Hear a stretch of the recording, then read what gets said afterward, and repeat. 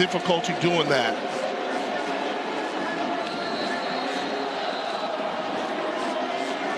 Florida A&M has won 4 straight. Bethune-Cookman looking to break the streak. This is the play that could make the difference in the game. Going for wide open.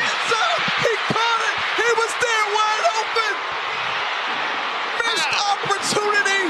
How? Josh Evans comes up with it. Wow. 40. How? That's what Jay Walker was asking as that play was transpiring. Like how? Like how do you let that happen? 4th and 8, 28 seconds to go, and we throw a Hail Mary, and lo and behold, Dr. Bethune herself came down from the heavens and guided that ball all the way down to number 10, Josh Evans. That was I don't know that there I've watched quite a few classics over my lifetime, and that one that just happened was as sensational as they come. How y'all doing tonight? Let me come clean. This is not a live broadcast, number one.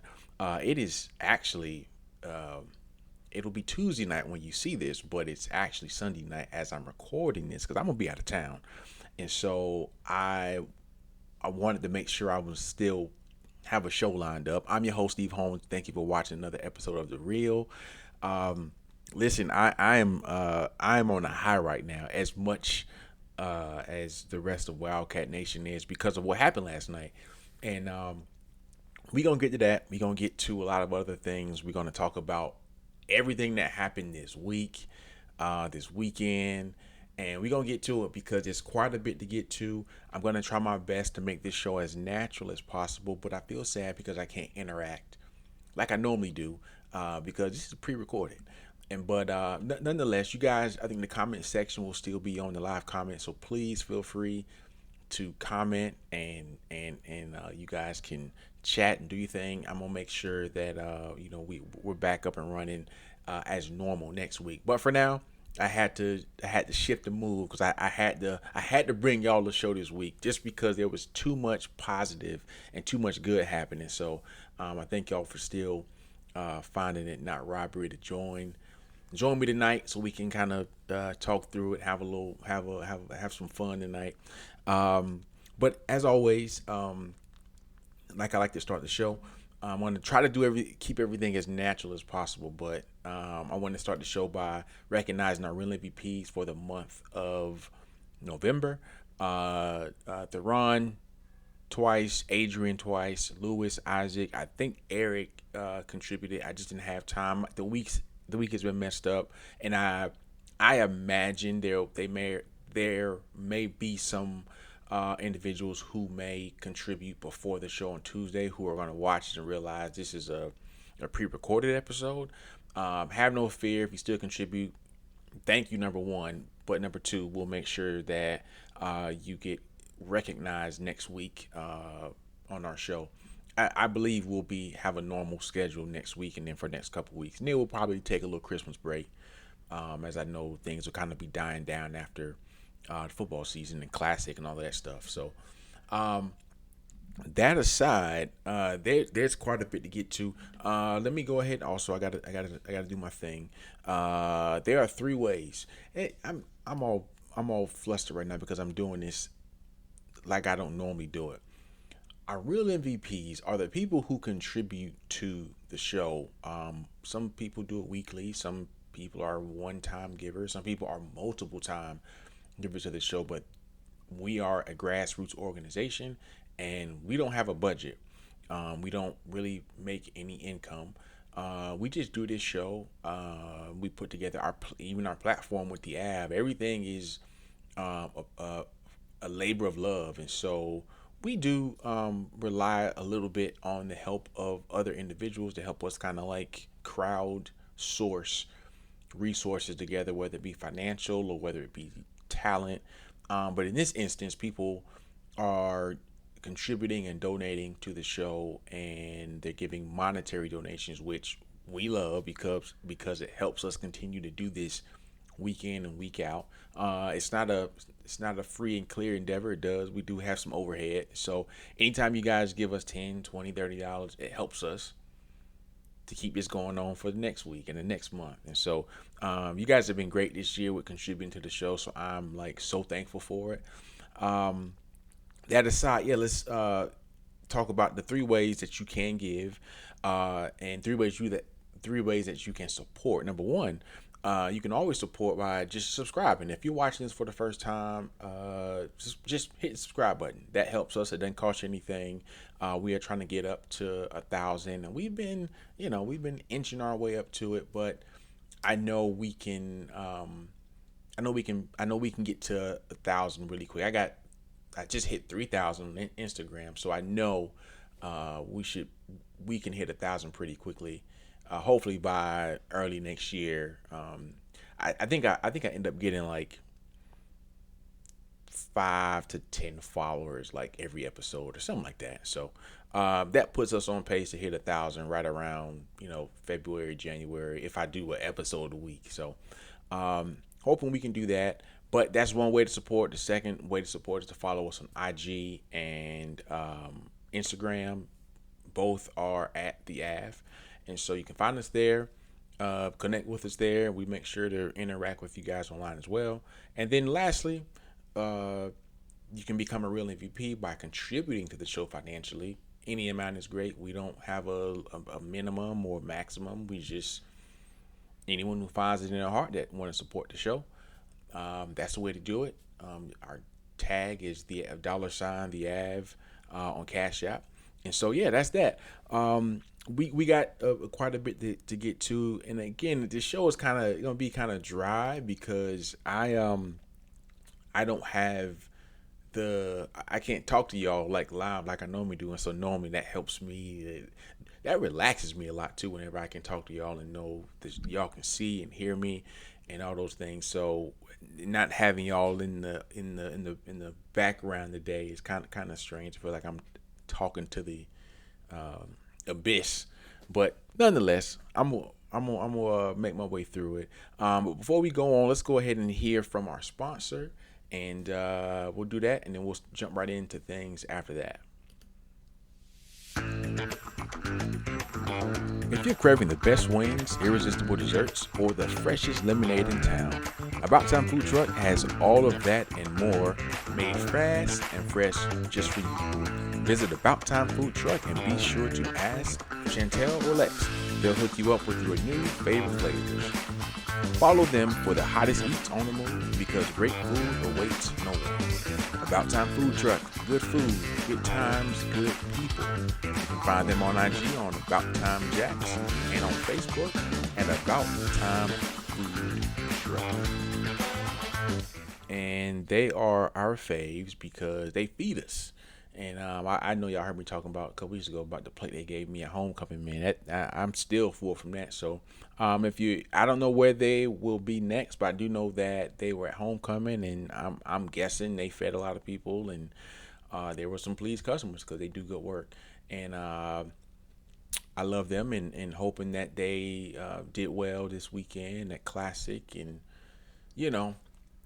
providing the service. Cause it's a lot of places to eat at Classic, man. Everybody's setting up shop there, but I know they were probably rocking it. So shout out to Chantel and Lex. So let's get into it. A lot happened this week, a lot, and so I'm gonna try my best to just get through it. And I actually think it might be better that I can just talk through it because there's a lot. I don't know that the show will run a full hour, but I guess however long it takes for me to get through all my points. But we're going to start with it. Last week, for those of you that paid attention or were connected, and we've been talking about this for a while, our leadoff story is our Golden Honors program that just wrapped up this week. And let me just, before I get into that, the Golden Honors program was... let me just, you know what? I'll just show you, and then we'll get into it.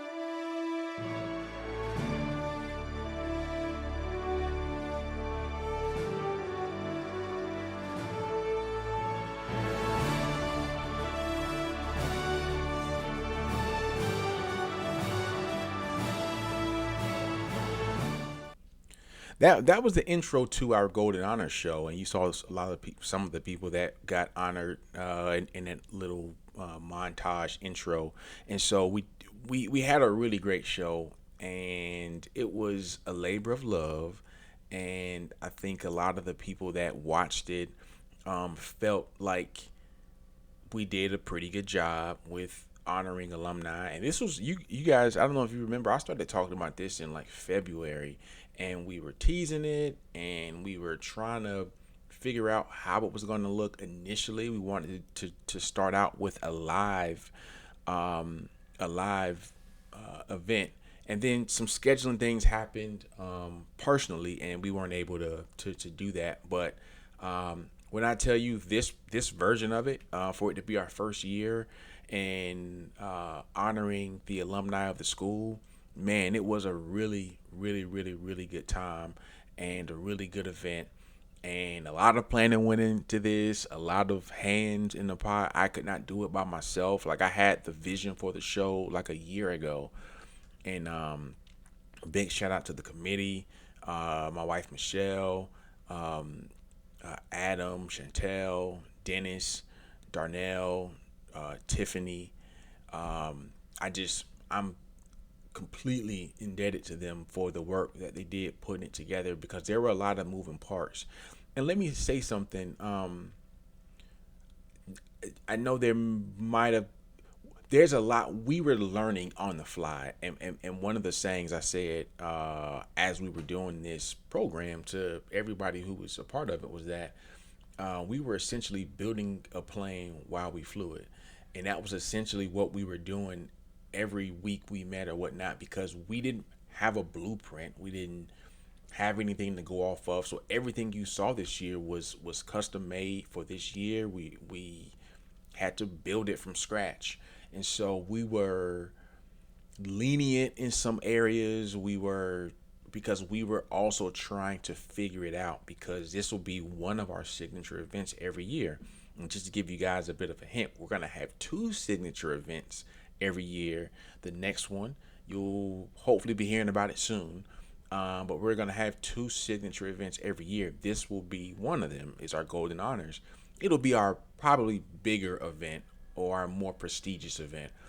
But if you only knew what it took to put this together, I mean, a lot of work, a lot of meetings, a lot of disagreements, a lot of collaboration, a lot of all the things. So big shout out to the committee, and then a special shout out to the actual recipients, because we did it for them. So before we go into any other stories, I do want to highlight some of the let's start here. I want to highlight some of the recipients.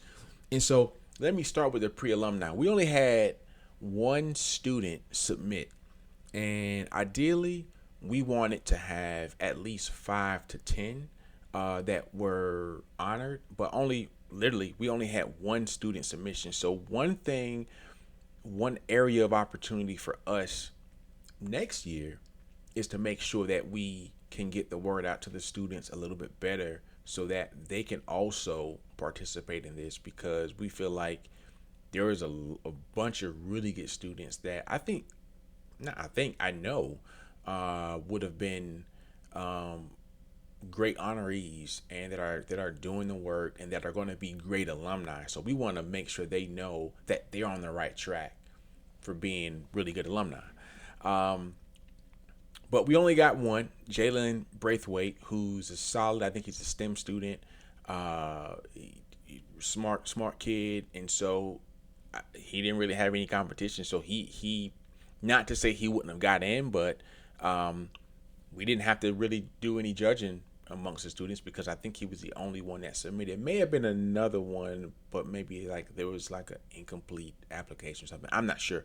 But he was the only one that checked all the boxes. So shout out to Jalen Braithwaite. And then our young professionals. And so we've got a lot of people who some of you may know. Some of these people watch this show. And so it was good to see them get chosen. So Angelina Vickers, she's a regular watcher. Ariana Rodriguez, Ashley Barrington, Brandy Greaves, Brendan Johnson, David Fitzer, Dr. Aquanetta Parrott, Dr. Amber Williams, Dr. Danielle Griffin Baker, Dr. Gregory L. Murphy Jr., Dr. Mario, for a lot of doctors, y'all. Listen, we got some heavy hitters, man. Rashawn Young, Ronisha Duprat, Sydney Brown, Tasney Thomas. These are our young professional recipients, and these are people, alumni who are under the age of 40, who have exuded all of the qualities of like premium alumni. Like they're out there, they're working, they're in their fields, they continue to stay connected to the institution, they're prominent in their communities, like they're doing all the things. And so we had a tough time with all the, well, not so much the students, but the young professionals, and then our next group, the Vanguard. Like it was tough because there was a lot of solid alumni. So I'm worried about next year because after people saw how the show went, a lot of people were like, well, I'm gonna do it next year because I think they recognize how much we put into it, and so next year is gonna be even better. So it's probably gonna be tougher for us to get it down to a reasonable number, but that just goes to show that we got some really good alumni, some really solid alumni that have graduated, and again, that are out there doing their thing. So kudos to them. Kudos to our young professional recipients, and then our Vanguard, which is they're over 40. And so one of the reasons why we did it like this was because some of the other award programs that either the school or other organizations had, there was this implied age kind of cutoff. And I need y'all to read between the lines here. But there was a kind of an age cutoff where once you hit a certain age, the one award that you could get, if you didn't get it by a specific age, then you just were SOL. And how I saw it, and I can look at my own self as like an example of somebody who may have been a little bit of a late bloomer from a career standpoint. And so just because I'm over a certain age, that doesn't mean I'm any less worthy of recognition. And so that was one of the differentiators with our program, is that we want to be able to honor the entire spectrum from an age standpoint of Bethune-Cookman alumni. So like starting with those pre-alumni, those seniors that are on track to graduate, all the way up into the senior class, right? When I mean seniors, I mean like in age 60, 70. Like if you're doing a thing, like we want to make sure, especially the ones that have been doing it for a long time, that didn't have a recognition program back when they were 30, 40, right, 20. And so this is the Vanguard Award, titled again for like the trailblazers, right? So Amber Lydig, Augina Satt, Cassandra Monique Abrams, Dr. Stephanie Paisley Henry, Dr. Zanisha Barkley, Eugene Robinson, Isaac Jackson, Jada Wright Green, Judy Linder Holiday, Shannon Fulton, Siobhan Mincy. Like these are all of the people, again, who are might be a little bit older, but are doing great things. And maybe they've been doing it for a while and they just haven't been noticed. And so we just want to make sure that everyone has an opportunity to be recognized for the good work that they do. I wish we could take everybody every year, but then that would kind of defeat the purpose of doing this. So every year we're going to find the best 25 or 30 alumni that particular year, and we're gonna honor you. And everybody in this all the honorees and recipients, they're gonna get an actual award. They're gonna get a gift box, or we call it an award box. And so those will be not handed out. Those will be mailed within a week or so, 2 weeks. I think we've got holiday weeks coming up this week, so that next week we'll be in contact, and you guys will know once you'll get your actual awards. And so we're just thankful for you all. And then we have, so let me, y'all know I like to park when I get to certain places. Now, I gave what I like to say Pacific. I gave Pacific instructions to the committee. I'm like, listen, like y'all can do anything y'all want to do to push this program forward, but please do not give me an award because I just felt like I wanted to focus on everybody else, not so much as on me.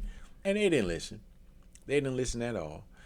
We were filming, and I think there's a clip out there of them actually, me finding out that they actually give me an award, which was a Distinguished Service Award, which I'm appreciative. I know I fussed at them a little bit, but it does feel good to be recognized for the good that you do. And so I know that the AV and the show has been you know pretty significant to the institution over the last year, and I'm not going to act like that's not the case. And so I'm thankful, and I'm going to take my flowers when they give them to me. So I'm thankful for the committee for voting me to be the Distinguished Service Awardee. So yes, I'm cool. I got my award, and I'll show it next week. And then Dr. Larry Hanfield got the philanthropy award. If you don't know who Dr. Larry Hanfield is, you should. Number one, he's got a couple of buildings on campus with his name on it, hence the philanthropy award. He does his part. He continues to pour into the school in many ways. He was on the board for some years, and so we wanted to make sure that we gave him his flowers, and we're thankful for him for just all he's done for the institution. And then there was no way we were going to do this show without honoring Mr. P. And he's been on his run. He's been on his what they call a retirement tour, and so he's been getting love pretty much from everybody everywhere he goes over the last several weeks. So y'all know we was gonna do it. I was in the band. Michelle was in the band. A couple of the committee members were in the band. So there was no way that we were not going to honor him. And they will both, Dr. Hanfield and Mr. P, will both also get actual awards from us. So we're hoping that they get those, and we can maybe see them unboxing them. I don't know, but we'll figure that out. So yeah, Golden Honors was great. If you haven't had a chance, you can go watch the replay on this channel that you're watching right now. Just go and look. You'll see Golden Honors award show. Go watch it. It was great. It was done. It was done great. And so again, I'm thankful for the committee. And so yeah, let's move on from that. Let's move on to some other fun stuff. ESPN First Take was on campus this week, man. And can I tell you, this might have been, I can only remember one other time since I've been around, and maybe you guys can pull out another memory. But what happened this week in Moore Gymnasium on live national television was nothing short of remarkable, and it might be a top 3, top 5 moment all time for the institution. And it was just because of how it came off and how good of a job everybody did. And a lot of work had been going into this for like some weeks now. Y'all know I'm connected to the school now, so I've been having to talk about this and hear about it and see the inner workings of it.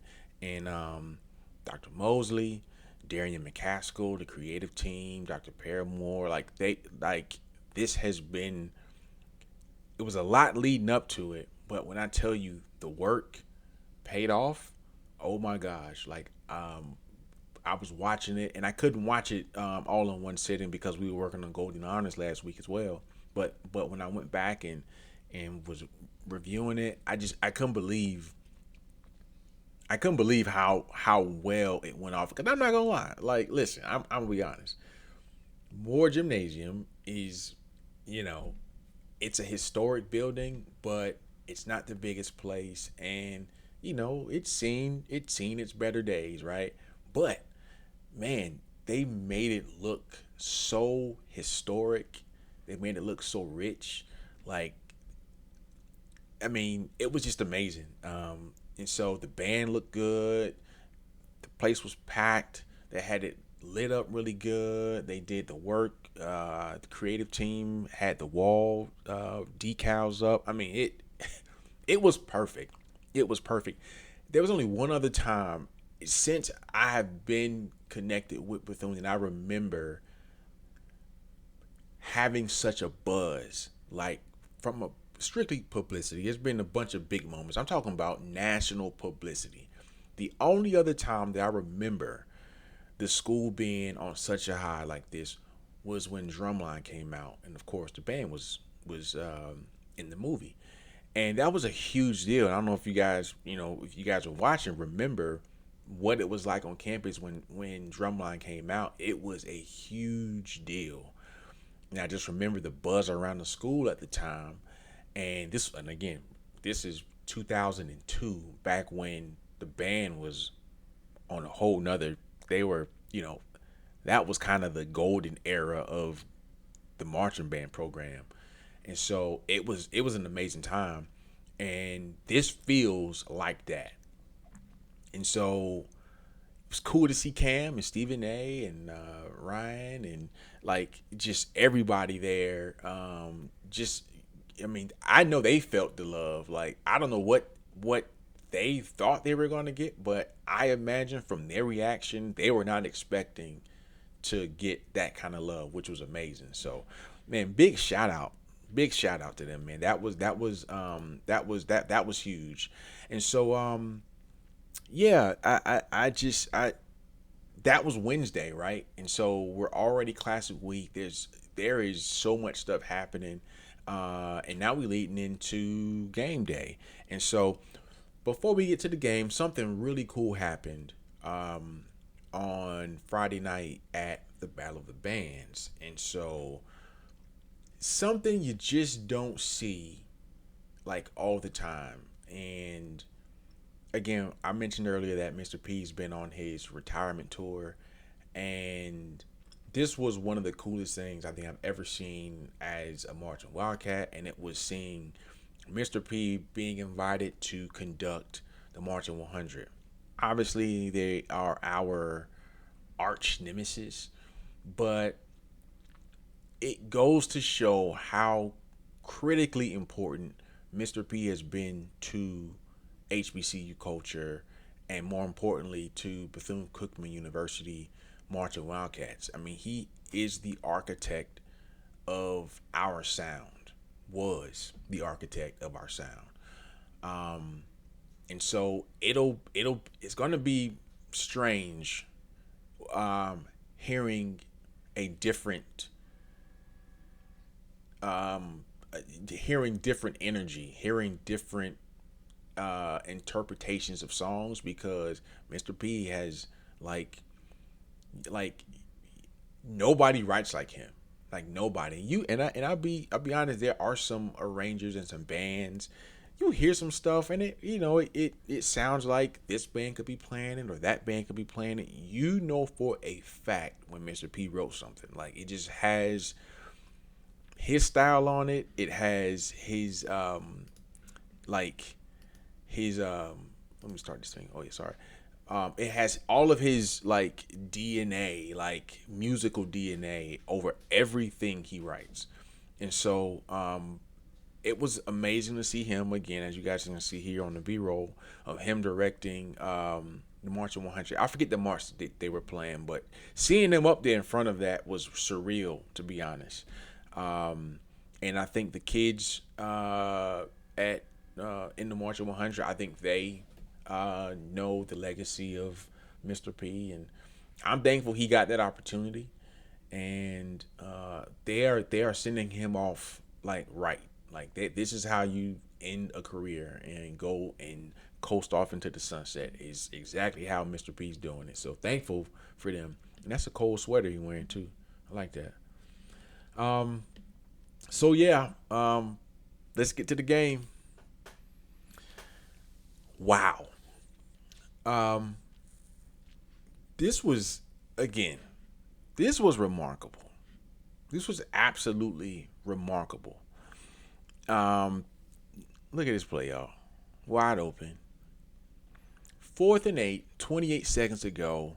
And I was telling my buddy earlier that while I was very annoyed with the play calling in the second half, they dialed up the perfect, it was the perfect play call on a 4th and 8 with 28 seconds to go. Because I'd bet you dollars to marbles, 4th and 8, you got 28 seconds to go in the game. A&M's probably thinking, well, they're not going to go for the end zone because they want to get close enough to tie the game up and kick a field goal. So you're probably hedging your bets. And I don't know what defense. I'm not a coach, so I don't know what defense they be in and all this stuff. But what I do know is that they ran the perfect play. And number 10, Josh Evans from Orlando, Florida. I know his family, good kid, come from good stock. Watching him with the stop go was perfect because that lets you know they were playing for FAMU was playing for a field goal. They were so concerned that they were going to give up the intermediate or the short pass that the DB bit so hard on the stop go from number 10, and he was wide open, and the safety, by the time they recognized it, it was too late. Like, the ball was in the air, it was too late. And it was the perfect play call. And on a 4th and 8, I know Coach Woody and Coach Pemper listen, we got nothing else to lose. We either gonna die by this player or we gonna live by it. We going for the win. We not going for a tie and overtime. We're finna go and win the game right now. That was ballsy. That was a ballsy move. And so shout out to them. Now, we played a great first half. Went up halftime 24-9. I even told Michelle, I'm like, look, we probably finna blow these dudes out. The way it's looking, the way we were running the ball, I'm like, oh, we finna blow them out. This finna be one of those classics where we finna clear out half the stadium by the end of the third quarter. Just as sure as I said that, we went 3 straight 3-and-outs. We missed the 52-yard field goal. Then we missed the 47-yard field goal. Then we had the 3 3-and-outs. And before you know it, FAMU's cooking now. Our defense was doing that thing that we've been doing all year and just giving up big plays, missing assignments. And then we go down and we're losing. I'm like, what just happened? And so I was in a terrible mood.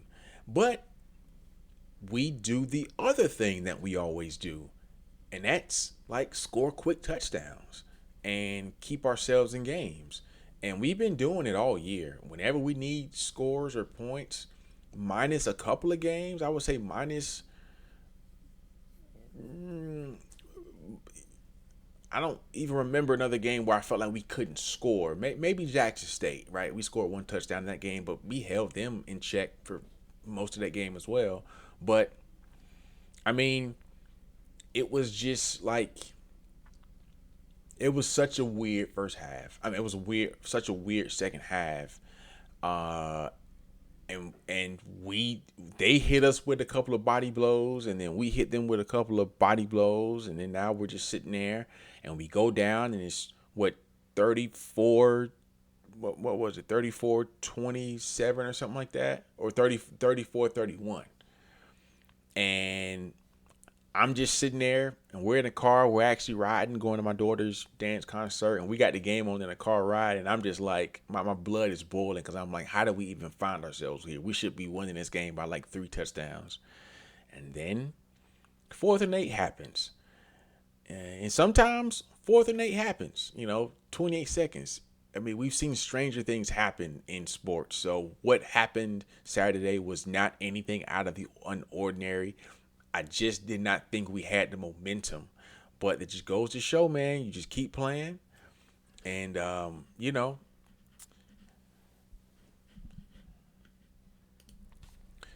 yeah, my camera just froze. I don't know what that was about. But yeah, it just goes to show you go through and you do your thing, and you win games when you sometimes you take chances and you just you strike it right, man. You strike it right, and big win. And so I'm thankful for the football team for pulling it out, because I legit thought, man, we had pissed away our opportunity to cap off a great week, because I'm like, man, it was gonna be so like just so bad if we lose the game in the way that we were about to lose, considering the week we had just had. Like, you crush it on ESPN. We had the Golden Honors going on, all the other things. Like, the school is just on cloud nine, thinking, going to halftime to up 24-9. I mean, we ain't felt this good in probably 8 or 9 years. And then FAMU does that thing, man. Like, they just do that thing where they just hang around, and they scared the bejesus out of us.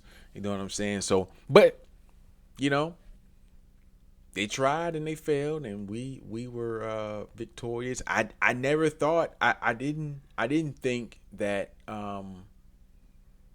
FAMU was good enough to beat us this year offensively. I felt like coming into this game that we were the better ball club, based on how we had been playing. And so the fact that we let that game, we almost screw it up, was kind of a little bit deflating. But then again, you take it all away with the way we won.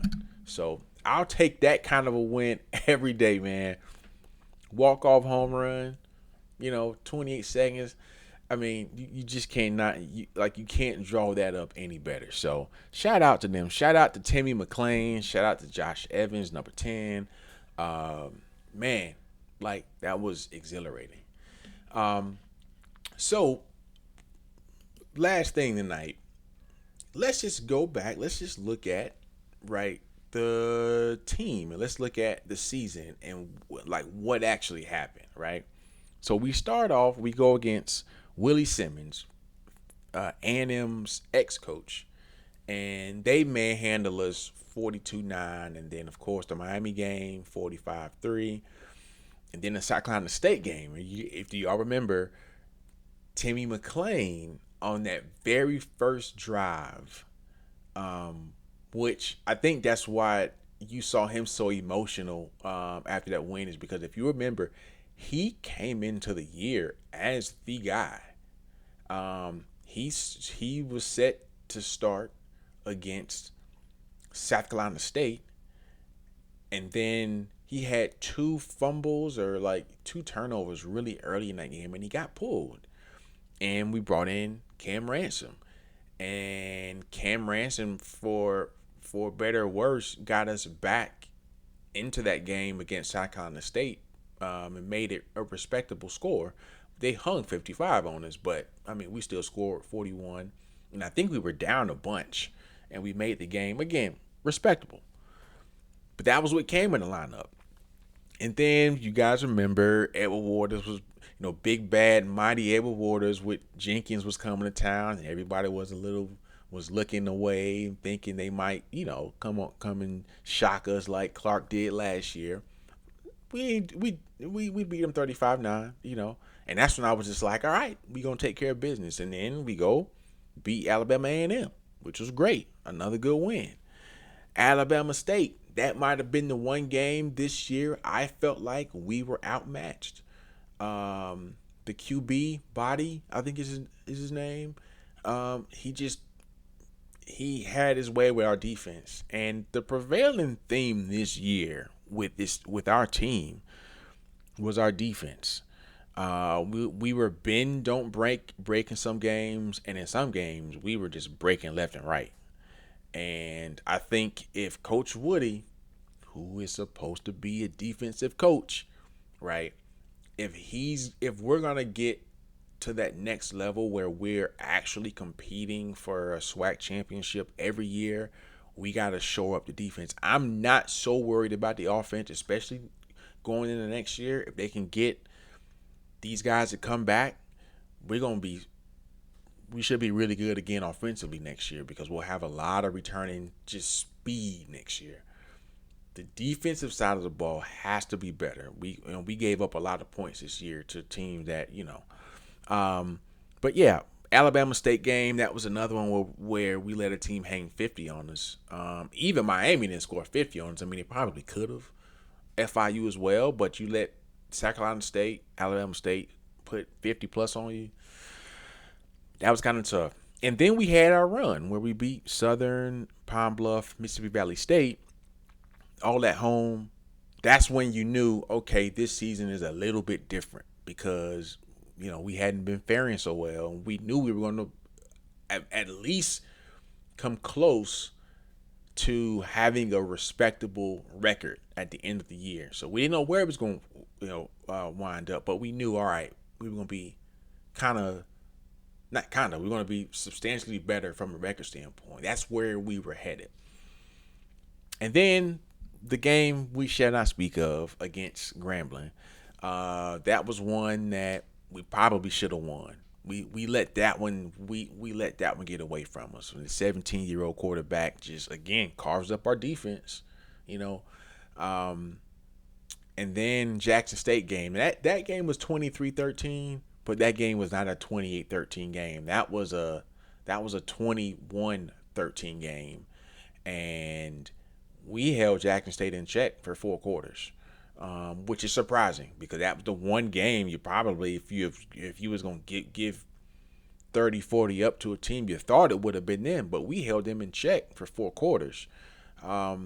Defense played pretty good, and then we go to Classic where, we just went over what happened there. So, this year, if I had to give a grade to this season, I would give us a C plus B minus.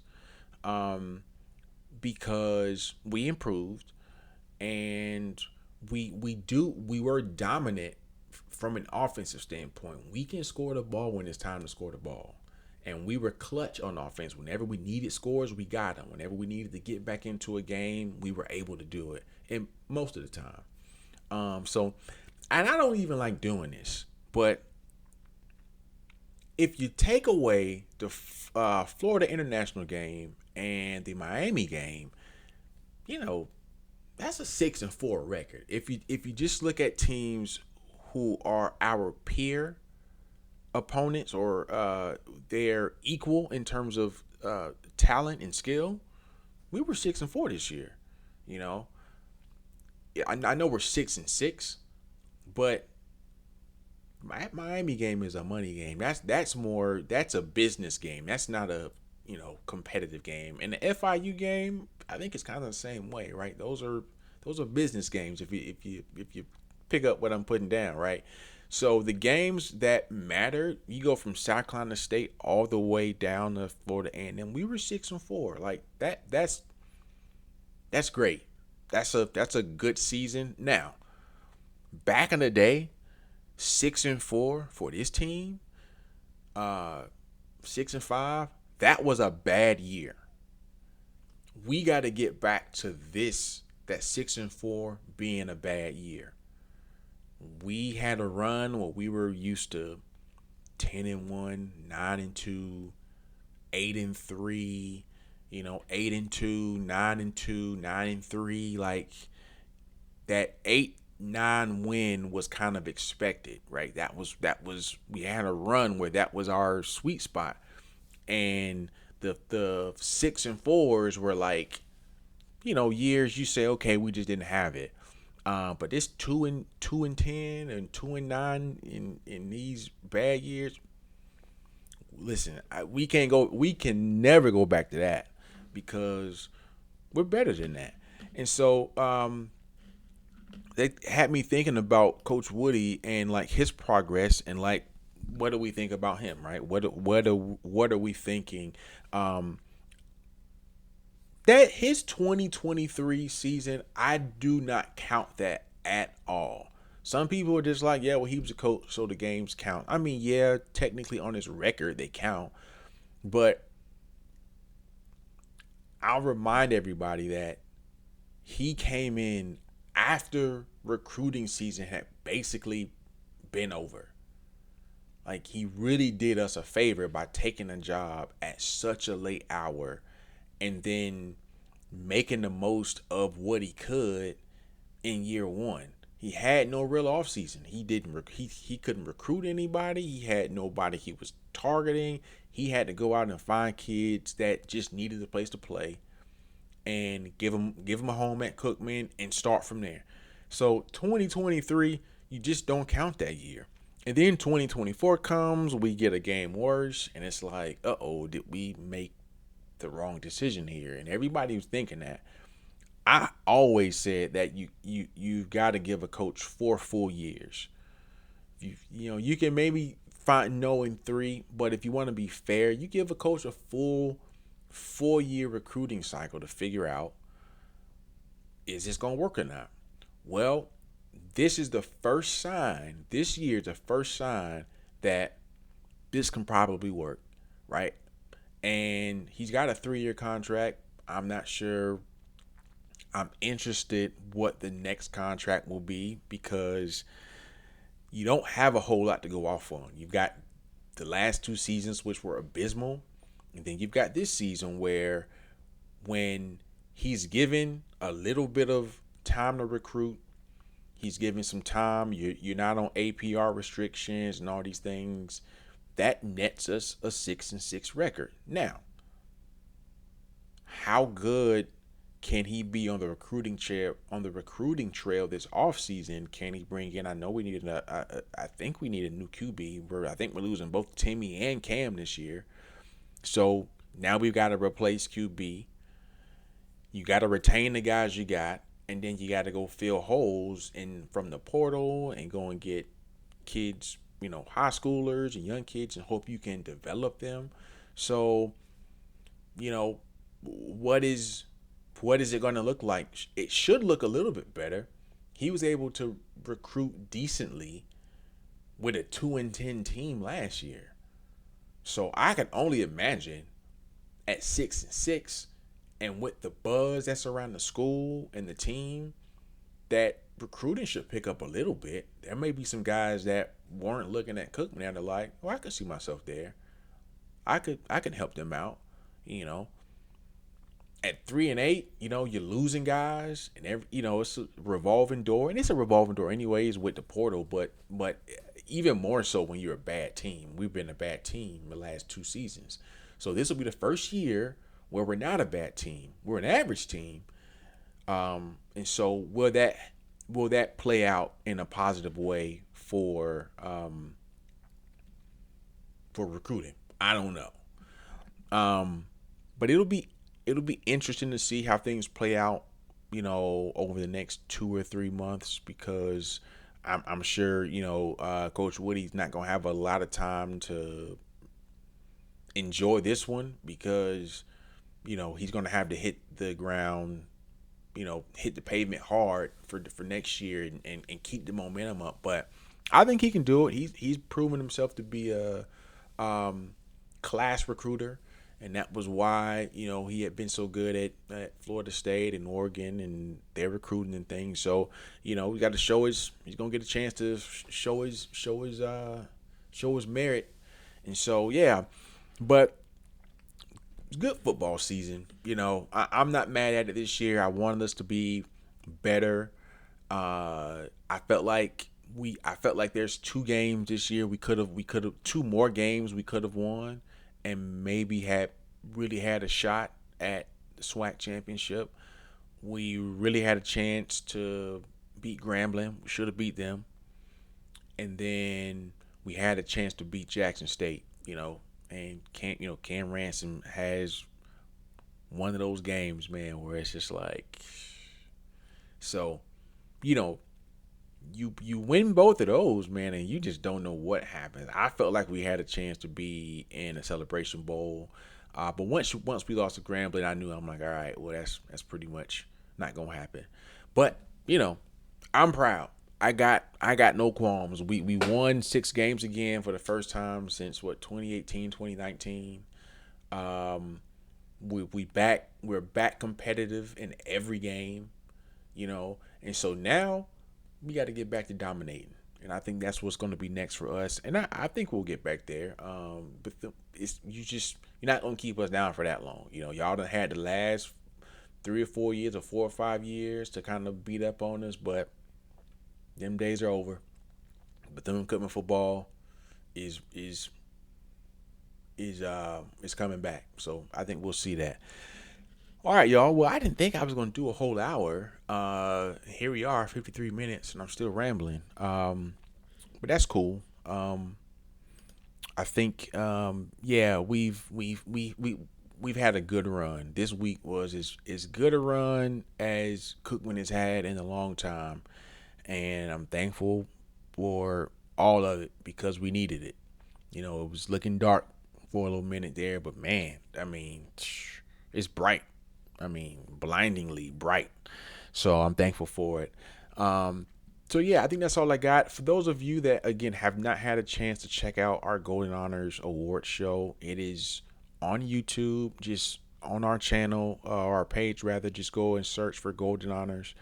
After you finish watching this, and just go check it out, man. And I know you guys may have been seeing the graphics and things online, but go and watch the show. It was really good. I think we did our big one with it.